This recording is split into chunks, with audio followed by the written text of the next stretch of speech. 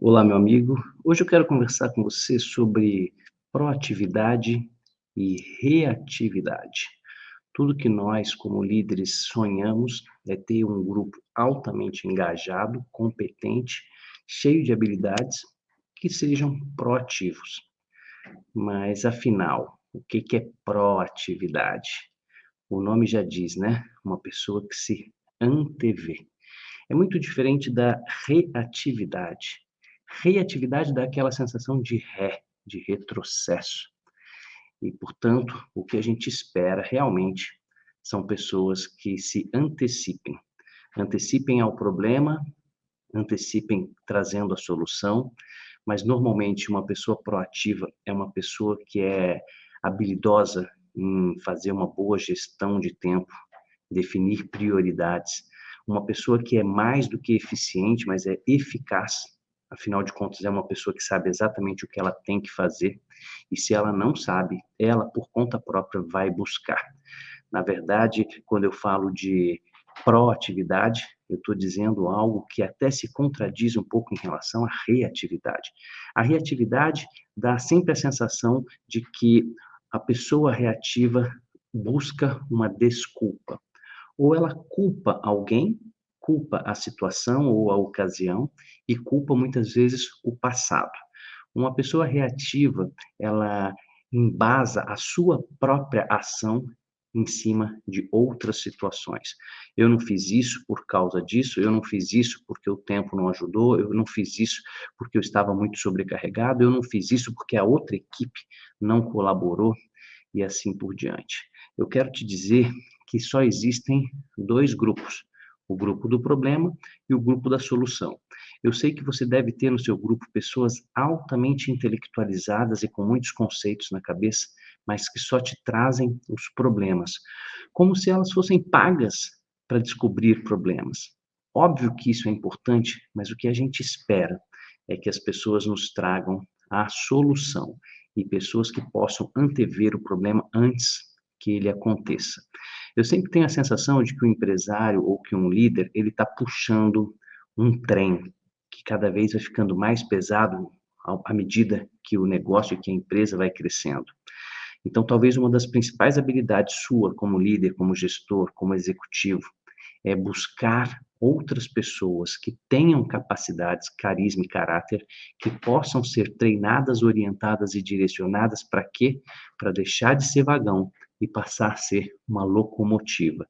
Portanto, você vai ter na sua equipe várias locomotivas te ajudando a puxar os vagões. Então, essa habilidade de ter olhos de lince para que você consiga enxergar no mercado ou enxergar dentro da sua própria equipe outras pessoas que possam desenvolver liderança e te ajudar a puxar os vagões. Então, se só existem 2 grupos, você primeiro de tudo precisa pensar em que grupo você está. Eu imagino que para você atingir a função e o papel que você desempenha hoje, você já esteja no grupo da solução. Mas isso não basta. Você vai precisar buscar mais pessoas que te ajudem a aumentar o grupo da solução. Muito bem, eu quero te fazer basicamente 7 perguntas para que você consiga entender se o seu grupo é já um grupo proativo. Então tá aí, ó. A minha pergunta bem objetiva é: a sua equipe, ela está engajada com as causas da sua empresa? Quando eu falo causas, eu estou falando das metas, dos valores e principalmente dos propósitos da sua empresa. Eles costumam tirar dúvida com você? Eles solicitam treinamento? Ou até mais do que isso, eles vão buscar treinamento até por conta própria? Eles desenvolvem essa habilidade de autodidatismo? Uma outra pergunta que eu faço em relação à sua equipe é se eles colaboram entre eles. Uma equipe proativa, eles sempre são muito colaborativos. Ah, essa pergunta aqui é chave. Quando você está de férias ou quando você está num congresso, eles trabalham da mesma maneira? Ou eles ficam esperando você voltar para tomar as decisões? O seu grupo, a sua equipe, propõe para você mudanças e soluções?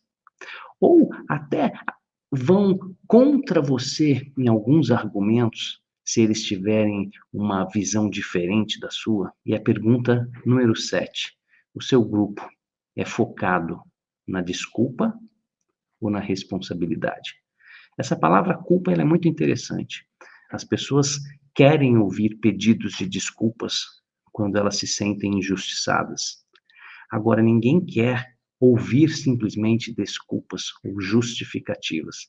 Então, a minha sugestão aqui é que o seu grupo, para ser cada vez mais proativo, eles têm que pedir desculpas e dar menos desculpas. Eles precisam focar no resultado e nas responsabilidades e não focar na culpa. Pois estão aí as 7 perguntas que você deveria fazer para você hoje mesmo e também perguntar em relação à sua própria equipe. Bom, aqui eu quero te deixar 8 dicas, talvez infalíveis, mas que pode ser o passo para você começar a incentivar a proatividade no seu grupo. O primeiro ponto é a autonomia. Por que eu falo isso? Porque se você é um centralizador e você quer que todas as decisões passem por você, talvez você acabe minando essa proatividade. É óbvio que a proatividade ela tem que estar relacionada diretamente com a confiança que você tem no grupo. E, obviamente, se o seu colaborador está em nível tático e operacional, as decisões e a proatividade estratégica não podem e não devem estar na mão deles. Agora, para você ir conseguindo aumentar cada vez mais o nível de proatividade do seu grupo, você precisa ter maturidade na gestão e nos propósitos. Por quê? Porque se você tem maturidade, você vai desenvolver exatamente a trilha que você quer que a empresa se desenvolva.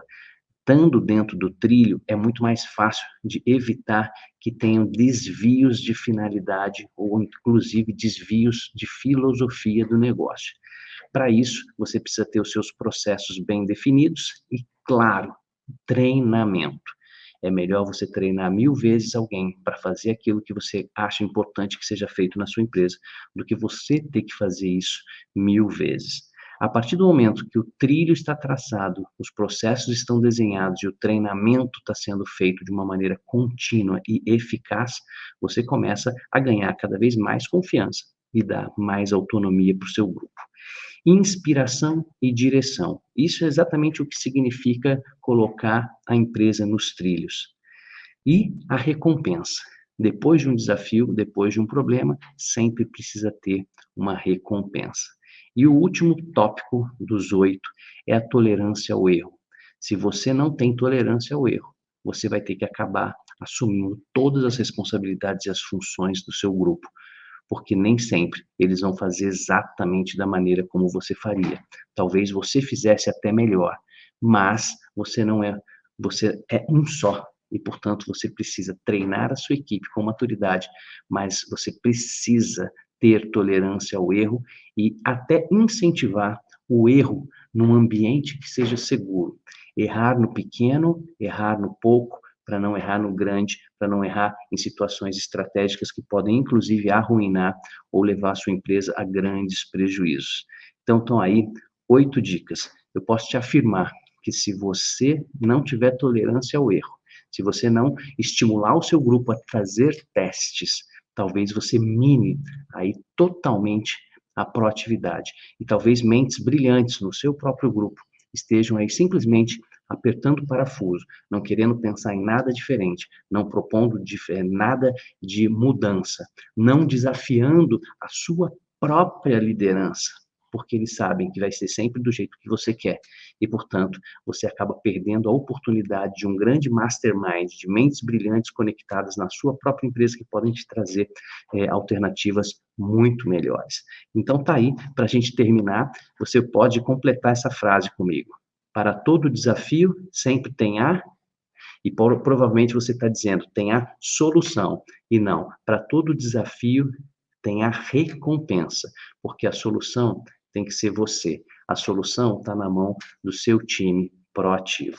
Muito bem, a tomada de decisão é o que vai fazer ter sucesso ou fracasso em cada projeto na sua vida pessoal e também profissional. Envolve uma lei, que é a lógica, a experiência e a informação. A lógica está relacionada com todas as probabilidades, as estatísticas, aos fatos que você pode ter e calcular na hora de decidir. Existem várias planilhas de risco e benefício, de prioridade e de urgências. Agora, a sua experiência e a experiência da sua equipe vai fazer você discernir o que é melhor para o seu time ou para o seu negócio agora, nesse momento. E o I é a informação. Eu estou falando de data driving, quer dizer, cada vez mais tecnologia pode nos ajudar em poucos cliques a ter as informações corretas, mas eu estou te dizendo, ter informações significa também estar aberto e criar um canal de comunicação aberto com a sua equipe para que eles te tragam as informações corretas. E juntando tudo isso, muito equilíbrio emocional para com calma, com serenidade, mas também com velocidade, você poder escolher o que é melhor para o seu negócio, para a sua empresa neste momento. Então, hoje nós estamos falando aqui sobre liderança e a questão específica de proatividade e reatividade.